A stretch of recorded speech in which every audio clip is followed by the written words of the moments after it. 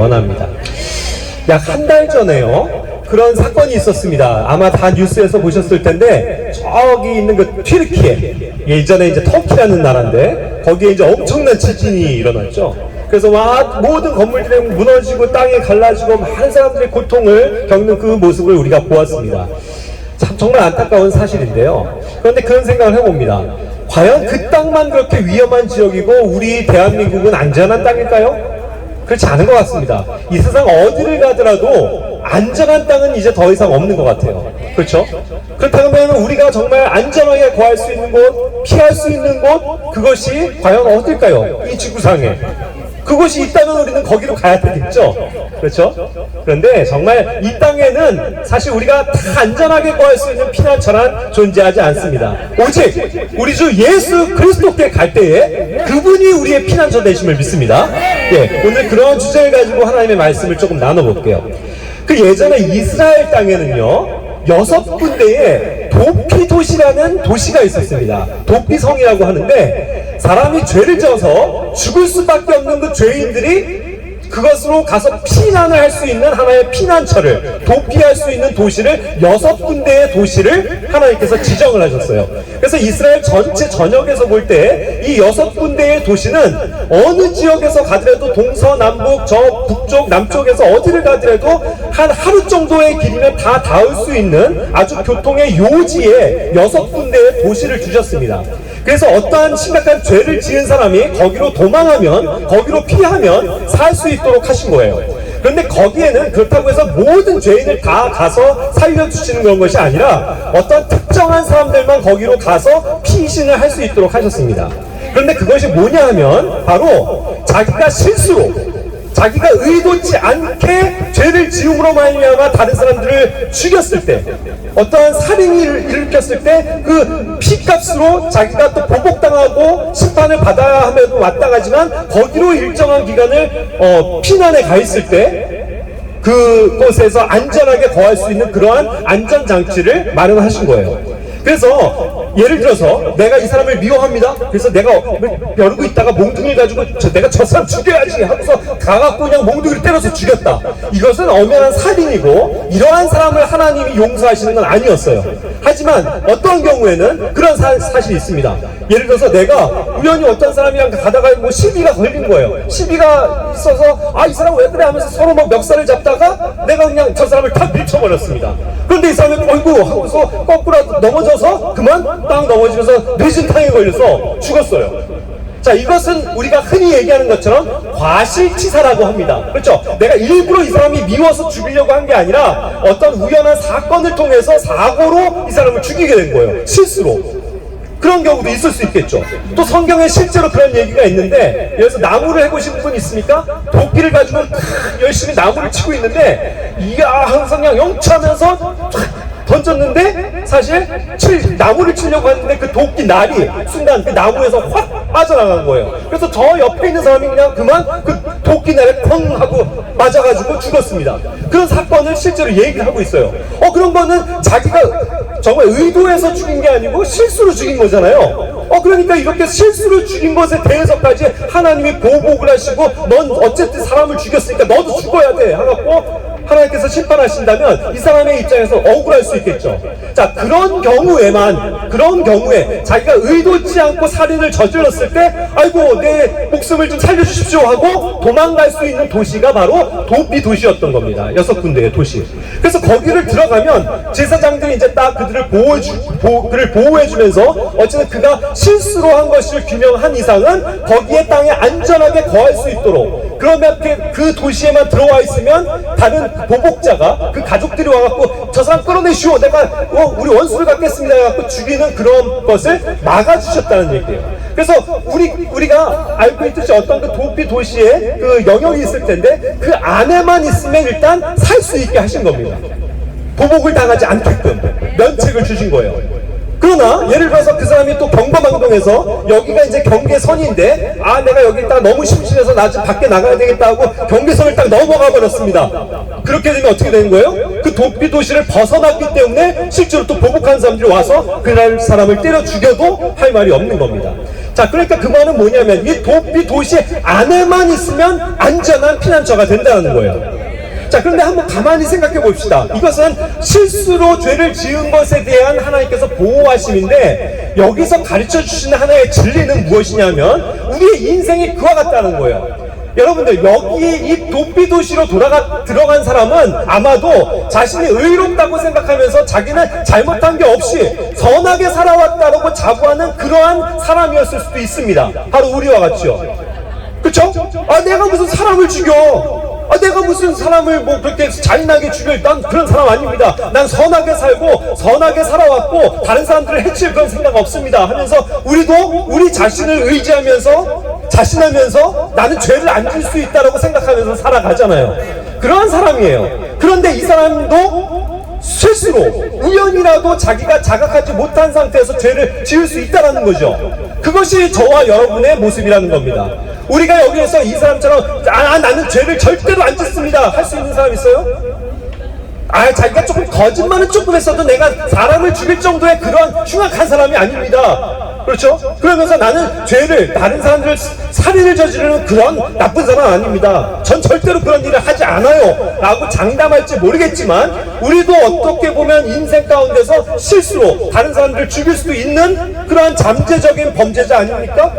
그렇죠? 우리의 인생이 그렇다는 거예요. 그렇다고 하면 그것을 가르쳐주는 바는 뭐냐면, 내가 의도치 않아도 내가 살아가면서 얼마든지 죄를 지을 수 있고 내가 다른 사람들을 죽일 수도 있고, 그로 인해서 나도 역시 죽을 수밖에 없는 연약한 사람인 것에 대해서 성경은 기록하고 있는 것입니다. 그것을 우리는 인정해야 돼요. 나도 그 사람처럼 사람을 죽일 수도 있고 엄청난 심각한 죄를 저지를 수도 있는 연약한 죄인입니다. 하나님, 그러니 저를 도와주십시오 하는 마음을 가지고 이 피난처로 들어와야 된다는 사실이에요. 그렇게 해서 그 피난처에만 들어오면 일단은 그가 살 수 있습니다. 그런데 생각해 보십시오. 그렇게 해서 하나의 면책을 주긴 했지만 그가 자기 고향 땅을 떠나서, 자기 집을 떠나서 그 죄로 인해서 평생토록 그 피난처 도시 안에서 아무도 알지 못하는 그 땅으로 와서 거기서 살아간다면 이 또한 불행한 일 아닐까요? 자기 집을 떠나서? 그렇죠? 그러니까 언제 내가 집으로 돌아갈 수 있을까 하면서 도심초사 그의 인생을, 시간을 보내는 것에 대해서 굉장히 한탄하고 있지 않겠습니까? 자, 그렇기 때문에 그가 이제 자기 집으로 죄가 없다라는 판정을 끝까지 이제 듣고 돌아갈 수 있는 유일한 상황은 어떠한 상황이냐면, 잘 들어보세요. 거기에 그의 죄를 담당하고 그의 죄를 신원해주고 탐원해주고 그를 하나님 앞으로 데려가서 용서를 해줄 수 있는 권한을 가진 사람이 예전에는 누구였냐면 제사장이었습니다. 제사장은 뭘 하는 사람이냐면, 우리가 죄를 졌을 때 그 우리의 죄를 대신 속죄해주기 위해서 그 사람의 죄를 대신해서 어린 양을 잡아서 피를 흘려서 하나님 앞에 나아가서 하나님, 이 사람의 죄를 용서해 주십시오 하고 그것을 중개해주는 하나의 중개인이었다는 거예요. 자, 그러한 사람이 하나님 앞에 있었습니다. 그런데 이 제사장이 이와 같이 도시에 들어온 사람을 위해서도 역시 기도해주고 그의 죄를 속죄해주는 그런 일을 할 텐데, 어찌됐건 중요한 것은 뭐냐면, 이 사람의 죄를 그래서 대신해줄 수 있는 이 권한의 제사장이 죽으면 그때서야 이 사람은 드디어 죄에서 해방됩니다. 그래서 이 제사장이 죽음으로써 이제 다시 자기의 집으로 돌아갈 수 있다 이거예요. 죄 있는 신분이 아닌 이제는 완전히 자유로운 신분으로 집으로 돌아갈 수 있다는 겁니다. 그런데 이것이 상징해주는 바가 무엇일까요? 바로 우리의 대제사장이 되시는 예수님께서 이와 같이 우리를 위해서 죽어 주실 때만이 우리의 죄를 완전히 용서해 주시고 사해 주시고 우리가 평안하게 죄에 대해서 자유한 상태로 돌아갈 수 있다는 뜻입니다. 어디로요? 하나님의 집으로. 그것이 이 도피도시에서 가르쳐주는 굉장히 중요한 진리입니다, 여러분. 결국 그 안에 피난처인 그 도피도시로 우리가 들어가야만 살 수 있고, 또한 그 제사장이 우리의 죄를 위해서 신원해 줄 뿐만 아니라 그 제사장이 결국 죽었을 때 그로 인해서 우리의 죄에 그러한 묶여 있었던 것들이 풀리고 해방을 얻게 된다는 사실이죠. 그렇다면 성경에서, 신약 성경에서 이야기하는 바가 그겁니다. 우리의 대제사장이신 예수 그리스도께서는 우리의 죄를 위해서 대신 십자가에서 못 박혀서 죽으신 그러한 하나님의 어린 양이시라는 거예요.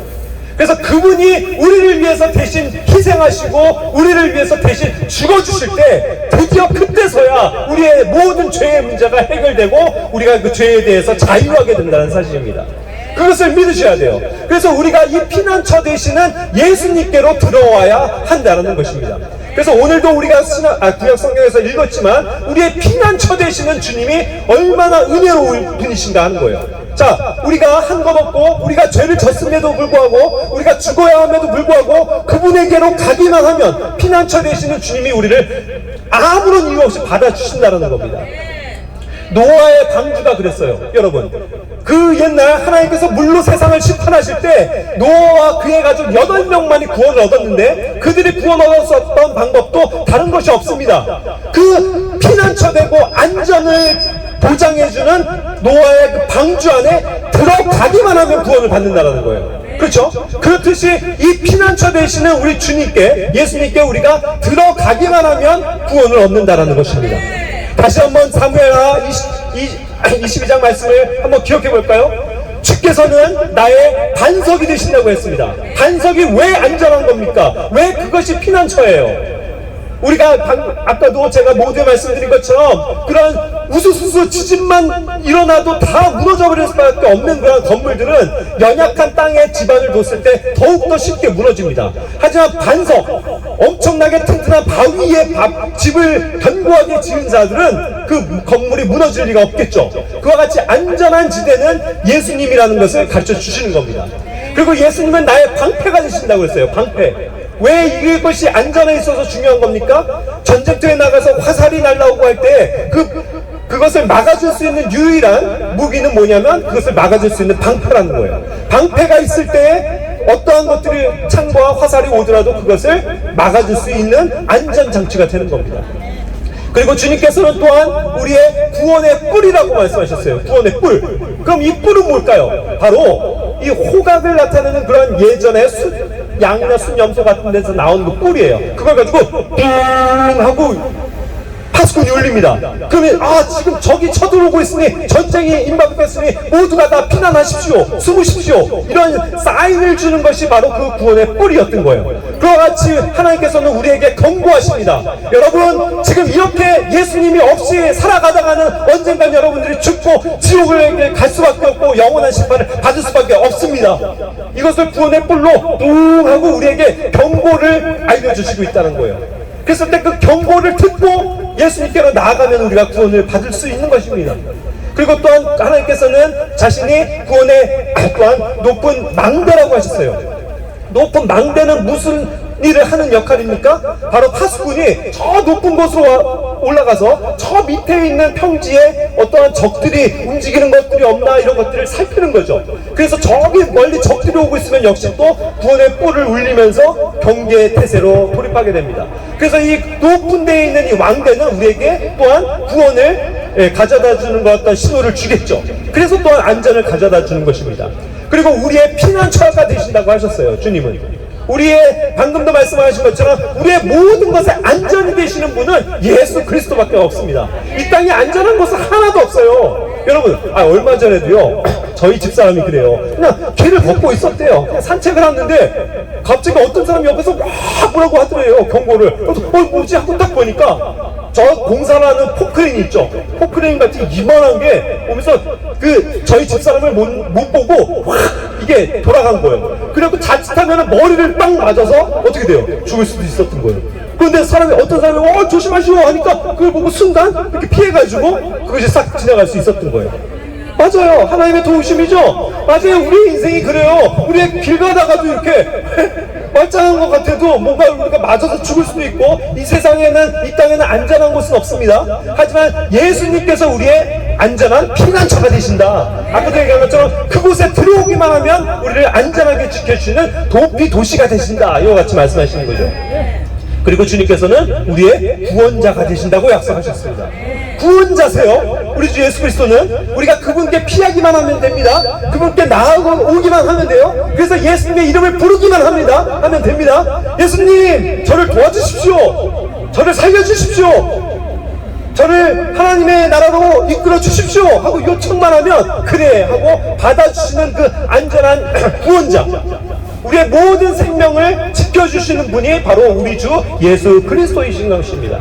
그래서 사랑하시는 여러분, 우리 모두가 다 안전한 지대, 피난처, 우리의 피난처 예수 그리스도께로 우리가 다 가기를 원합니다. 정말 가시겠어요? 그것을 우리가 그냥 지금 걸어서 가는 게 아니라 내 마음으로부터 주님을 찾는 겁니다. 아, 나의 도피 도시가 되시는, 나의 안전한 피난처가 되시는, 나의 구원자 되시는 주님께로 제가 향합니다 하고 예수님의 이름을 부르시면 되는 것입니다. 오늘도 그러한 마음으로 우리가 함께 주님의 이름을 부르면서 기도합시다. 기도하시겠습니다. 주님, 참으로 감사합니다. 주님은 나의 방패시고 반석이시고 구원의 뿌리시며 높은 데 계신 망대이시고 우리의 피난처가 되어주시고 우리의 구원자가 되어주시는 주님이신 것을 믿고 감사를 드립니다. 우리가 이 세상에서 어려움을 당하고 결국 우리의 인생이 죽음 가운데로 가지만 그 죽음을 면하게 하시고 우리를 영원한 생명으로 인도하시는 분이 우리의 피난처 되시는 구원자 되시는 우리 주 예수 그리스도이심을 믿습니다. 그것을 위해서 우리의 대제사장이 되어주시고 우리의 죄를 위해서 하나님 앞에 기도해 주시고 중재해 주시며 피를 흘려주신 예수 그리스도의 사랑과 은혜를 감사드립니다.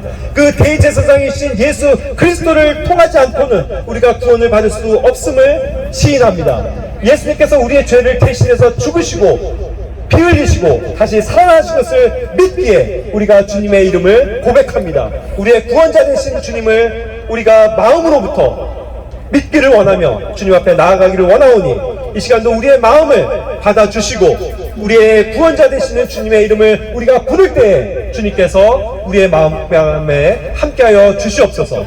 이 시간 하나님 앞에 영광과 찬양을 드려오며 우리의 구원자 되신 주님께 감사드리며 우리 주 예수 그리스도의 이름으로 기도드립니다. 아멘.